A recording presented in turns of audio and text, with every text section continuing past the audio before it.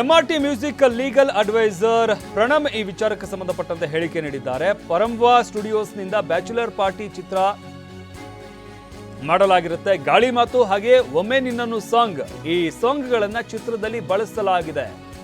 ಯಾವುದೇ ರೀತಿಯ ಅನುಮತಿ ಇಲ್ಲದೆ ಬಳಸಿದ್ದಾರೆ, ಅನುಮತಿಯನ್ನೇ ಕೊಟ್ಟಿಲ್ಲ. 2 ಹಾಡನ್ನ ಬಳಸಿಕೊಂಡು ಚಿತ್ರ ರಿಲೀಸ್ ಮಾಡಲಾಗಿದೆ ಅಂತ ಆರೋಪವನ್ನು ಮಾಡಲಾಗ್ತಾ ಇರುವಂತದ್ದು. ಯಶವಂತಪುರ ಠಾಣೆಯಲ್ಲಿ ಕೇಸ್ ದಾಖಲಿಸಲಾಗಿದೆ. ರಕ್ಷಿತ್ ಶೆಟ್ಟಿ ಪರಂವಾ ಸ್ಟುಡಿಯೋಸ್ ವಿರುದ್ಧ ಎಫ್ಐಆರ್ ದಾಖಲಾಗಿದೆ.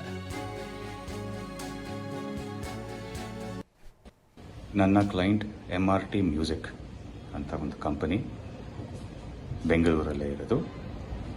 ಎಂಆರ್ಟಿ ಮ್ಯೂಸಿಕ್ ಅವ್ರ ಪರವಾಗಿ ಈಗ ಒಂದು ಕಂಪ್ಲೇಂಟ್ ದರ್ಜೆಯಾಗಿ ಎಫ್ಐಆರ್ ದರ್ಜೆಯಾಗಿದೆ. ಪರಂವಾ ಸ್ಟುಡಿಯೋಸ್ ಮತ್ತು ರಕ್ಷಿತ್ ಶೆಟ್ಟಿ ಅವರ ಅಗೇನ್ಸ್ಟ್ ಆಗಿ. ಕಂಪ್ಲೇಂಟ್ನ ತಾತ್ಪರ್ಯ ಏನಂತ ಹೇಳಿದ್ರೆ, ಪರಂವಾ ಸ್ಟುಡಿಯೋಸ್ ಅವ್ರ ಒಂದು ಪಿಕ್ಚರ್ ತೆಗೆದಿದ್ದಾರೆ. ಅದರ ಹೆಸರು ಬ್ಯಾಚುಲರ್ಸ್ ಪಾರ್ಟಿ ಅಂತ ಹೇಳಿ.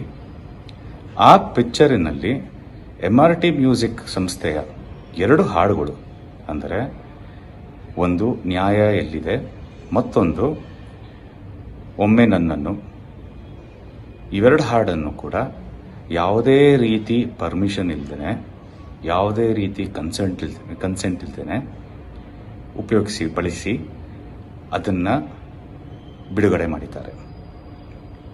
ಈ ಆರೋಪದಿಂದ ಎಫ್ಐಆರ್ ದರ್ಜಿಯಾಗಿ ಯಶವಂತಪುರ ಪೊಲೀಸ್ ಸ್ಟೇಷನ್ನಲ್ಲಿ ಎಫ್ಐಆರ್ ದರ್ಜಿಯಾಗಿದೆ. ತನಿಖೆ ನಡೆಯುತ್ತೆ. ನನ್ನ